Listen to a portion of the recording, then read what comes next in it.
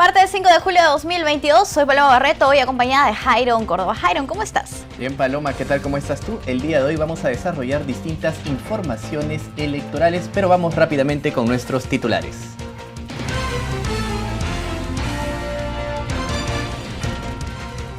Fiscalizadores del Jurado Nacional de Elecciones reportaron 776 incidencias de propaganda electoral. JNE intensifica la labor de prevención de conflictos electorales por comicios del 2 de octubre. Y en la edición de hoy, conozca el estado de listas de candidatos y candidatas al gobierno regional de Arequipa.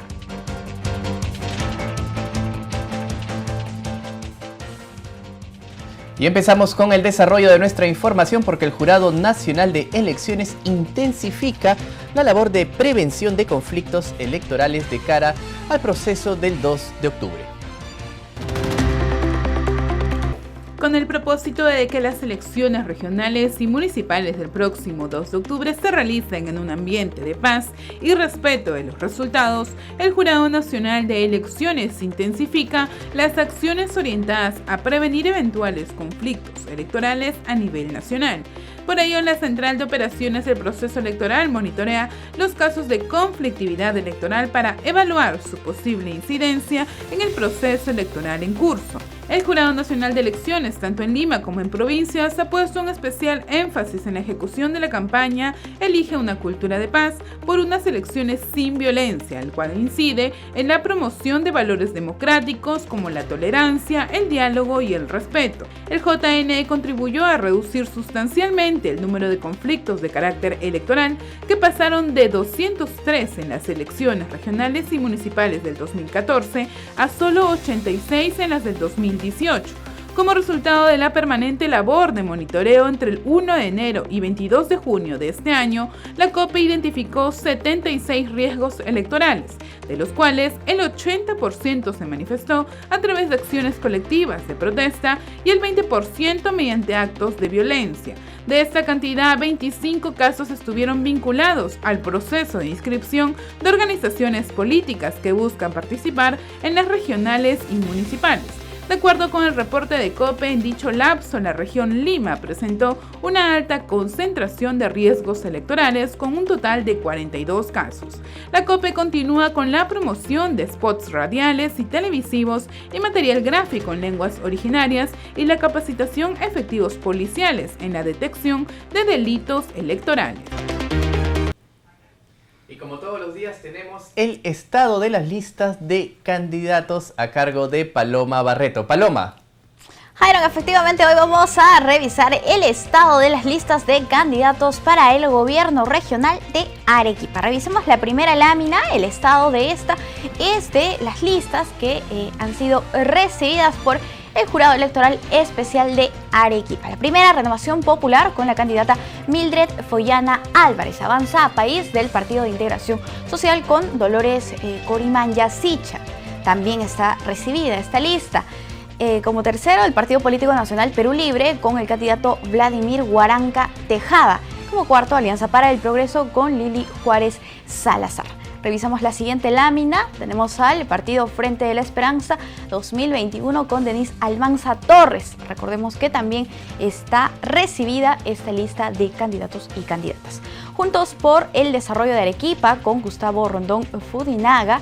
También en estado recibido el Partido Morado con José Díaz Contreras en estado recibido y el Movimiento Regional Revalora con Miluska Mogrovejo como recibido. Vamos a ver la siguiente lámina. Arequipa Unidos por el Gran Cambio, Jorge Suquia Medina, recibido. Arequipa Tradición y Futuro con Javier Ismodes Talavera, recibido. Juntos por el Perú con Fernando Ceballos Patrón, recibido. Fuerza Arequipeña con Marco Falconi Picardo, también como recibido. Veamos la siguiente lámina. También se trata de las listas que están en estado de recibido.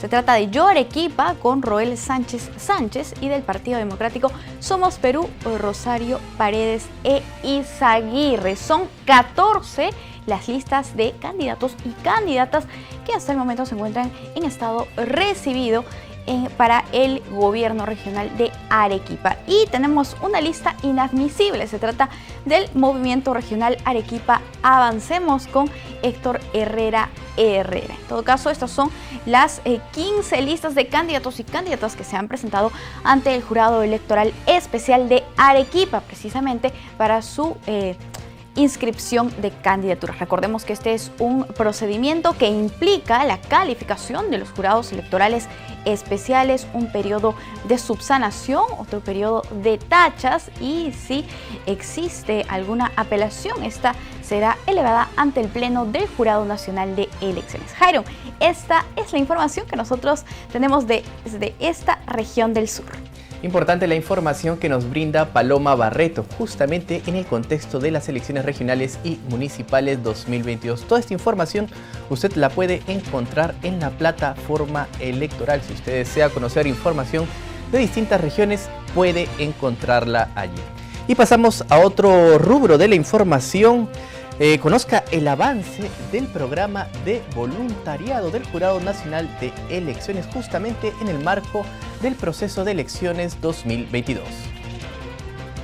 Con el propósito de contribuir como actores estratégicos en la construcción de ciudadanía y en el fortalecimiento de la democracia, con motivo de las elecciones regionales y municipales 2022, el programa de voluntariado del JNE continúa brindando capacitaciones. El Jurado Nacional de Elecciones tuvo su convocatoria durante los meses de abril y mayo y ahorita nos encontramos ya en un proceso de capacitación e información a través de un curso virtual a alrededor de 550 voluntarios, tanto en Lima como en 11 regiones del país. Dado que la emergencia sanitaria por la pandemia de la COVID-19 aún continúa, la mayoría de actividades serán virtuales, aunque también se realizarán algunas presenciales en las que podrán participar los y las jóvenes que así lo deseen y que además cuenten con las dosis de vacunación completa. Nosotros hemos adaptado nuestro voluntariado al entorno virtual, aunque ya veníamos desarrollando, hemos tenido una primera experiencia en el año 2017 incorporando el aula virtual, porque entendemos que también los jóvenes manejan estas nuevas tecnologías y también de esa manera nos podemos acoplar mejor a sus tiempos, dado que ellos estudian, trabajan, entonces muchas veces no tienen toda la disponibilidad de tiempo para desplazarse a un lugar a recibir una capacitación presencial. En ese sentido, nosotros este año también hemos vuelto a incorporar el curso a través del aula virtual y nos está funcionando muy bien, y ya luego posterior a eso van a realizar actividades también virtuales y presenciales en el marco de la CRM 2022. Cabe resaltar que los voluntarios y voluntarias serán capacitados en temas electorales y cívicos ciudadanos que ayudarán en su fortalecimiento y en las labores que desempeñarán. El Jurado Nacional de Elecciones, mediante una resolución publicada en el diario oficial El Peruano, ha confirmado la suspensión de inscripción del partido político Fe en el Perú.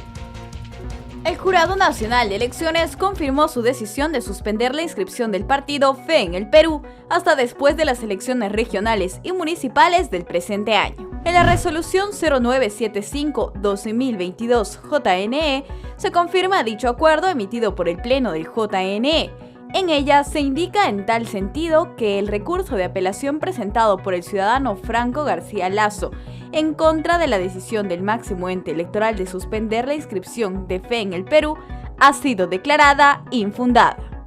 Dicha suspensión se prolonga hasta que el registro de organizaciones políticas sea reabierto después de un mes de concluido el proceso de elecciones regionales y municipales 2022, se indica en la resolución. Para sustentar su decisión y para responder a los argumentos de la apelación, el JNE indica que no existe la figura de inscripción provisional de las organizaciones políticas. Se indica también que el proceso de inscripción del que participó Fe en el Perú fue atendido por el JNE de acuerdo a los plazos establecidos, sin las demoras que se menciona en la apelación, y que las tachas presentadas se resolvieron siguiendo similar criterio. ¿Y cuáles son las cuotas electorales? ¿O qué son las cuotas electorales? Justamente Paloma nos acompaña también para brindarnos información. Paloma, por favor, coméntale a la ciudadanía, al televidente de JNE-TV, ¿qué son las cuotas electorales? Así es, Jairo. Las cuotas electorales son espacios que se les otorga a los candidatos que reúnen ciertas características. En nuestro país tenemos tres tipos de cuotas. la cuota joven, la cuota para comunidades indígenas, nativas, pueblos originarios y el principio de la paridad y la alternancia. Vamos a revisar la primera que tenemos en pantalla. Se trata de la cuota para representantes de comunidades campesinas, nativas o pueblos originarios. Se trata del 15% o más, ¿no? Es un mínimo, es un mínimo que tienen que colocar de personas representantes de esas comunidades campesinas, nativas o pueblos originarios en las listas de candidaturas a consejos regionales o regidores provinciales. Pero recordemos que esta solamente se aplica en las circunscripciones que determina el Jurado Nacional de Elecciones. Bien, vamos a ver entonces la siguiente cuota. Se trata de la cuota joven, es decir, mayores de 18 años y menores de 29 años. Estamos hablando del 20% o más en la lista de candidaturas a consejeros regidores provinciales y regidores distritales. Y finalmente vamos a revisar lo que significa el principio de la paridad y la alternancia, es decir, 50% mujeres y 50% varones en todas las listas de candidatos, así como la alternancia, es decir, que se tiene que intercalar una mujer, un hombre, una mujer, un hombre, así hasta llegar al final de la lista. Recordemos que en todas las listas se aplica la paridad vertical. Sin embargo, la paridad horizontal se aplica solamente para los partidos políticos y en el caso de las elecciones regionales. Importante la información que nos ha brindado Paloma en este día, sobre todo porque también hay que dar paso, ¿no?, a alcanzar esa democracia que tanto anhelamos, atendiendo a las comunidades indígenas, a los jóvenes, ¿no?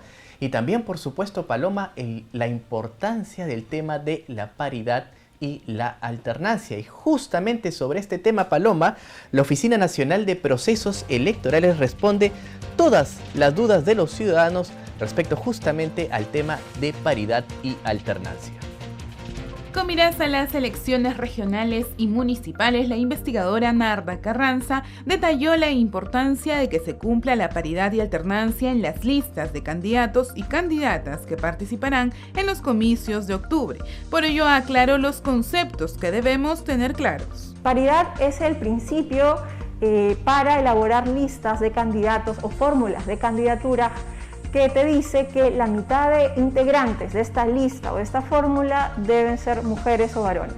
La alternancia es el criterio que va a complementar el de la paridad y que te va a decir de que debes ordenar estas listas de forma intercaladas entre hombres y mujeres. Asimismo, explicó la diferencia para estas elecciones subnacionales y su aplicación. Lo especial de estas elecciones regionales y municipales es que también se aplica algo que se llama paridad horizontal, en contraposición con lo que entendemos como paridad vertical. Y se refiere a que en las fórmulas de candidaturas a la gobernación regional, conformadas por candidatos a la gobernación y vicegobernación, la mitad de personas que encabecen estas fórmulas, es decir, la mitad de personas que candidaten a las gobernaciones tienen que ser mujeres. Este es un criterio que se aplica obligatoriamente a todos los partidos políticos que están participando en este proceso electoral. En ese sentido, la paridad y alternancia se aplicaría a todas las listas, excepto en las candidaturas a las alcaldías, pero se exhortó a colocar las mismas cantidades tanto de hombres como mujeres. Vamos a tener la mitad de candidaturas correspondientes a mujeres, excepto en los casos en los que sean candidaturas a las alcaldías. Eso no quiere decir de que no hayamos observado ya de que existe la voluntad de muchas organizaciones políticas de colocar a más candidatas mujeres para ambos tipos de cargo. El camino para la igualdad en la política es largo, pero se espera que en estos comicios exista un avance con respecto a las anteriores elecciones ocurridas en el país y sean evidenciadas en las listas de candidatos y candidatas postulantes para este año.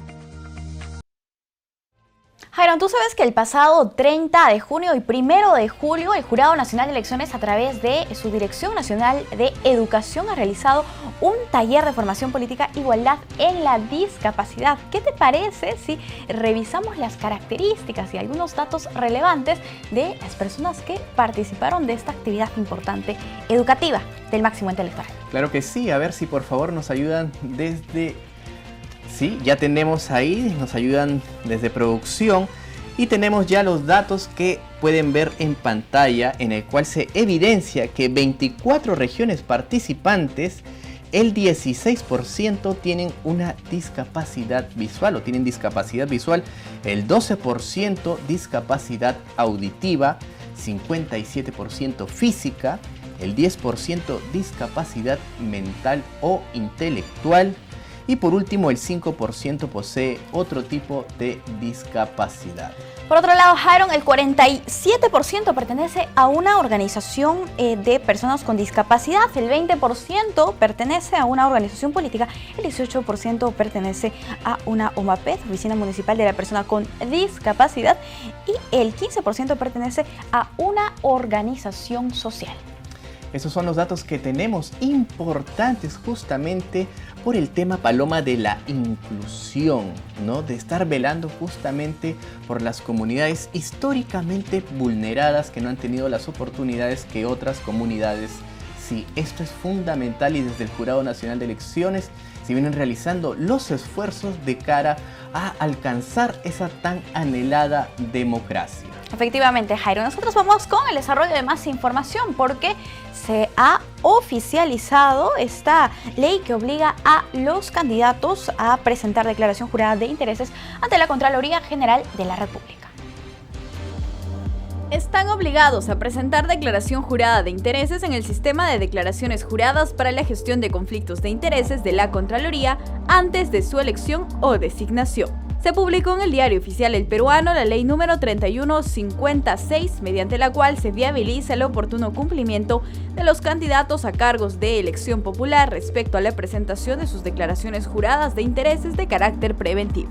Dicho dispositivo transfiere a la Contraloría General la competencia para recibir y ejercer el control, fiscalización y sanción respecto a la declaración jurada de intereses de autoridades, servidores y candidatos a cargos públicos. En virtud a ello, están obligados a presentar declaración jurada de intereses en el sistema de declaraciones juradas para la gestión de conflictos de intereses de la Contraloría, antes de su elección o designación, todo candidato a un cargo de elección popular. Los documentos presentados se publicarán en el portal web del JNE y en otros que establecen las disposiciones reglamentarias de la ley. Si durante el procedimiento de presentación de la declaración jurada de intereses el candidato es retirado o excluido, el JNE comunica el hecho a la Contraloría, que procederá a retirar del referido sistema los accesos y las declaraciones juradas de intereses que correspondan.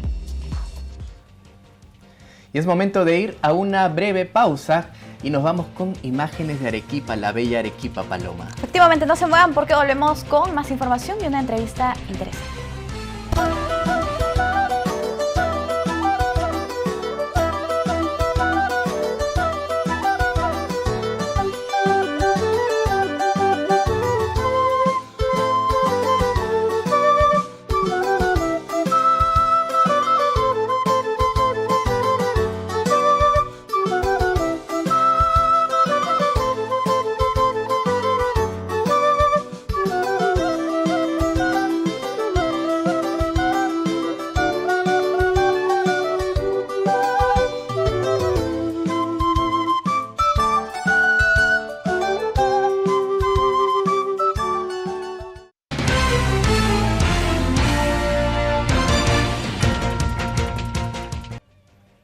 Bien, y estamos enlazados con Adriana León, ella es jefa del área de libertades informativas del IPIS y justamente vamos a hablar acerca del proyecto de ley que crea el delito de difusión de información fiscal sobre casos penales. 4 años de cárcel le han puesto a este proyecto de ley justamente para aquel que infrinja lo que se está proyectando desde el Ejecutivo. Adriana, ¿qué tal? ¿Qué tal? Muy buenas tardes. Gracias por la oportunidad. Adriana, la primera pregunta que me tocaría hacerte es si realmente atenta contra la libertad de expresión y contra la libertad de información, ¿no? Lo pregunto porque, o quiero decir porque es información reservada en todo caso. Sí, y además que ya hay sanciones para este tipo de filtraciones. Efectivamente, no está permitido que se filtre información de procesos judiciales en curso, ¿no? Procesos penales en curso. Sin embargo, nuestro sistema nos ha enseñado, nos ha demostrado, en realidad más que enseñado, que que pues muchas veces es necesario que el periodismo trabaje con este tipo de filtraciones para presionar y para acelerar los procesos, sobre todo en asuntos de corrupción, ¿no? Lo que preocupa de este proyecto, más allá de que pueda ser atentatorio contra la libertad de prensa o, por ejemplo, obligar a periodistas o presionar a periodistas para que revelen sus fuentes, lo que preocupa es que pareciera que tiene nombre propio, es decir, justamente sale en un momento en el que el presidente está comprometido en serias denuncias de corrupción, cada día más indicios, más aparentes pruebas, y esta andanada de información lo tiene a él acorralado. Entonces pareciera efectivamente que este proyecto está hecho justamente para asustar o para, digamos, autocensurar a los fiscales que investigan estos hechos y y a fuentes que pueden ser muy importantes para la prensa, ¿no? Claro. Siempre pongo un ejemplo que me parece bastante significativo de lo que es el trabajo del periodismo de filtración, es cuando el alcalde Torres de Chiclayo, que había estado durante años robando ese municipio con procesos judiciales eran más de 170 procesos judiciales y ninguno procedía, solamente había un fiscal que lo investigaba seriamente, todos los demás estaban comprados, y fue ese fiscal que trabajó con el diario Correo durante 8 meses, filtrándole día a día información para que luego la opinión pública y las autoridades pues no les quede más remedio Sin que duda. investigar al tipo y Sí. finalmente está preso, ¿no? Claro, pero algunos de nuestros colegas o muchos de nuestros colegas quizá dirían que la labor de nosotros es acercarnos a la verdad, sí, obviamente, pero por medios legales, ¿no? Lo que pasa es que el periodismo de filtración es un género periodístico que puede ser éticamente cuestionado en algunos momentos, pero es como la cámara oculta o como la suplantación de identidad. Esos son géneros periodísticos que uno no puede tachar desde el inicio. Hay momentos en los que sí, efectivamente, se tiene que suplantar identidad, se tiene que comprar información, por ejemplo, o sea, un montón de géneros del periodismo, muchos dilemas. Y este puede ser un dilema, pero a mí me parece que el caso más emblemático de periodismo de filtración que ha permitido conocer no solo a los peruanos, sino a 12 países de América Latina qué pasaba con el caso Odebrecht y el caso Lava Jato, fue por un periodismo de filtración. Lo mismo Panama Papers, lo mismo Wikileaks, etc., ¿no? Sin duda se habla del bien común, ¿no? Frente al bien personal, pero estamos hablando de que estamos en un estado de derecho, ¿no? Es decir, ¿se puede hablar en este sentido del bien común cuando se pasa sobre lo legal? Mira, yo pienso que no es que, a ver, uno tiene fuentes, los periodistas tenemos fuentes, los periodistas que cubren, por ejemplo, zonas de narcotráfico, de crimen organizado, las fuentes muchas veces son a la interna, muchas veces dicen cosas que no son oficiales y que probablemente las Fuerzas Armadas no puedan, eh, digamos, emitir o pronunciarse por un montón de protocolos que tienen. Y de todos modos, el periodismo consigue sus fuentes, revela información y pues destapa asuntos muy importantes. Esta investigación que hizo Panorama sobre cómo se gastaba la plata del rancho de los militares en el BRAEM, eh, de una manera, digamos, malversando fondos para gente que estaba luchando contra la guerra del narcotráfico, pues eso salió de una fuente interna y que obviamente es ilegal que hayan filtrado esa información, pero es un método periodístico que es completamente legítimo y que no tiene por qué revelar su fuente, pero que revela con la seriedad de lo que es el periodismo un asunto de que tenemos derecho a saber.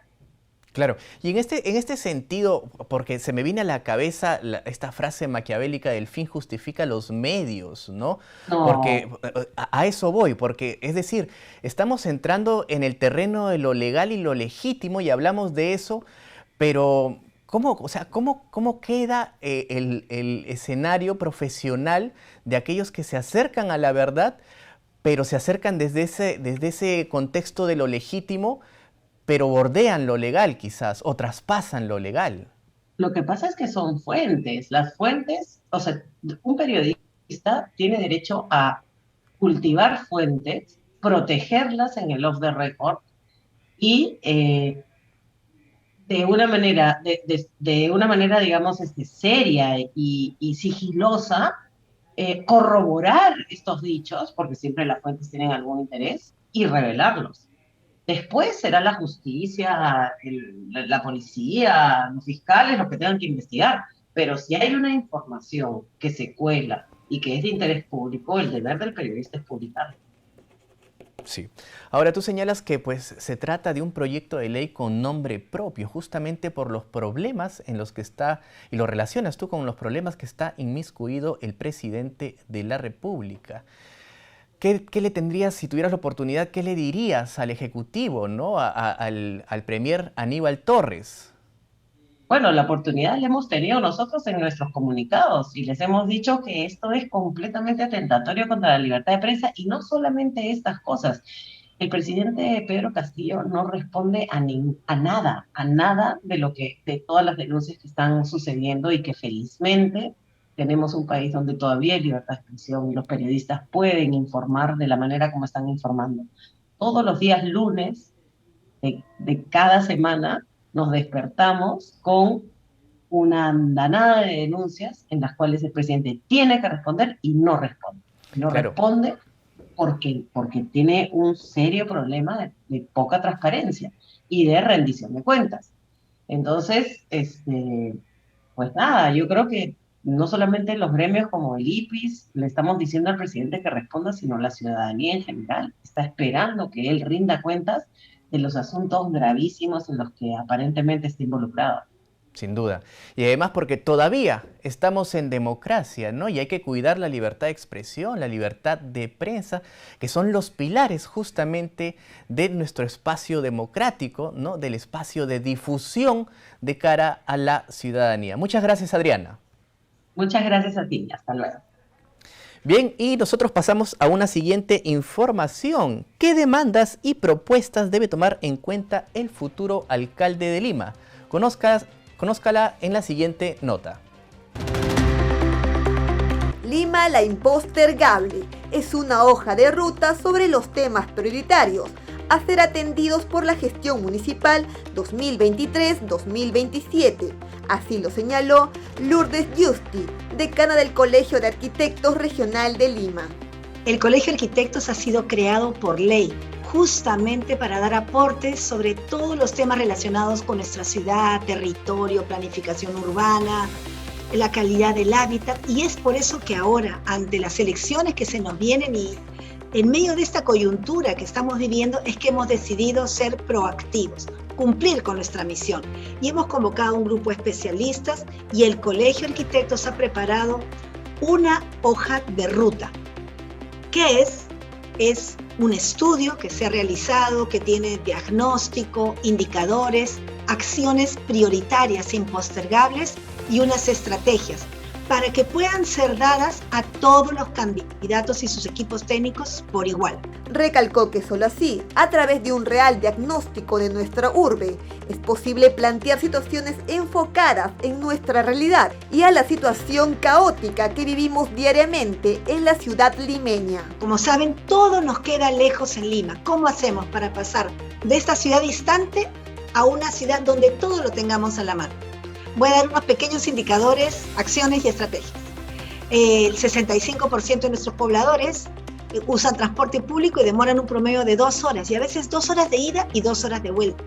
Es prioritario que el próximo alcalde se enfoque en una solución de transporte integrada. En ese sentido, Lima la impostergable busca hacer un proyecto compartido, por lo que convocó a las instituciones, colectivos y la sociedad civil a participar con compromiso y así fortalecer nuestras voces y poner sobre la mesa la ciudad que queremos y a la cual aspiramos. El Ministerio Público ha presentado al nuevo equipo especial de fiscales contra la corrupción. Este está encabezado por Marita Barreto. Veamos.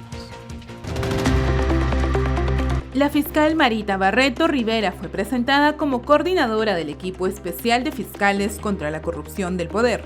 En conferencia de prensa, la fiscal de la Nación, Liz Patricia Benavides, presentó a Barreto, quien tendrá por objetivo unificar las investigaciones desarrolladas contra funcionarios del Estado. La doctora Barreto tiene 17 años de experiencia en nuestra institución. Ha conducido investigaciones emblemáticas. Una de ellas es la investigación contra la organización criminal liderada por Rodolfo Orellana. Barreto estará acompañada de los fiscales provinciales Raúl Ernesto Martínez y Hans Aguirre Guatuco.